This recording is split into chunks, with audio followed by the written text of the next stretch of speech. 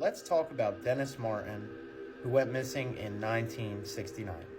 And before everybody gets on me about my hat, I know the Eagles suck. You don't gotta tell me. Now, Dennis Martin was a 6-year-old resident of Knoxville and was visiting the Great Smoky Mountains alongside his father.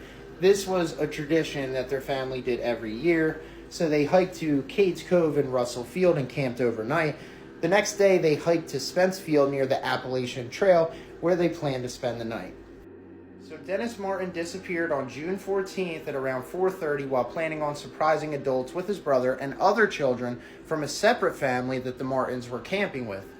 Now, a little known fact in the case is that the Martins were approached by a random family somewhere along those trails at a point, which is talked about here, but nobody mentions that their name was also the Martins, and they had basically approached the Martins and asked them, hey, do you mind if our kids play together? This is something that's not really talked about, and when we talk about more theories involving this case, we'll see that at the very least it's just an odd coincidence I wanted to point out. But nonetheless, so the kids all get together and decide while playing hide and seek that they're going to sneak up on the adults and scare them. So while they're at their campsite, unfortunately, with their eyes off the children, this would transpire. Dennis, at the time, 6 years old, was wearing a red shirt. Therefore, he would stick out and was told by the other kids at a certain point trying to sneak up on the adults, go hide over there, basically, you're going to get us caught. And this would lead to his untimely demise or disappearance. So Dennis's dad, basically after 4 or 5 minutes, grows frantic, and he actually sprints down the trail in the last direction that people saw his child for nearly 2 miles until he was sure he could not have gotten any farther. Now, it was literally like Dennis Martin had just disappeared into thin air.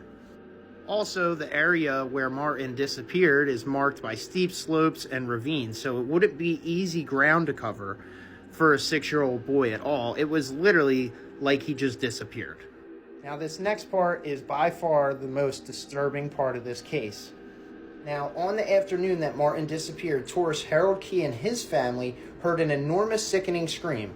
And keep in mind that they were on the same trails, and it's about an hour and a half to 2 hours, and they're a few miles from where Dennis Martin went missing. They then witnessed an unkempt, rough-looking man running up the trail where the scream had come from. Key looked on as the man got into a white car and abruptly sped off in it. Park rangers and the Federal Bureau of Investigation concluded there was insufficient evidence to link the sighting to Martin's disappearance. But this is where it gets interesting. And here's where it gets even crazier. Dennis Martin's father was widely regarded as one of the most intelligent human beings you could ever come across. Therefore, he spearheaded the efforts in terms of searches and the investigation into the disappearance of his 6-year-old son. The FBI was reporting what he thought to be all of the leads they were receiving, but there was one that they withheld.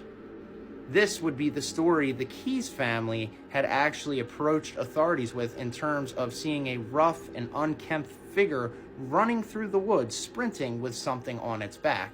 That's the one thing they left out.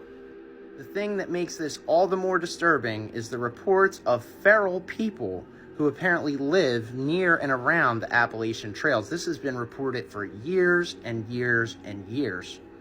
Is it possible that the FBI covered up the existence of these so-called feral people, not only to keep tourism alive, but to keep the knowledge away from the public? It really makes you wonder.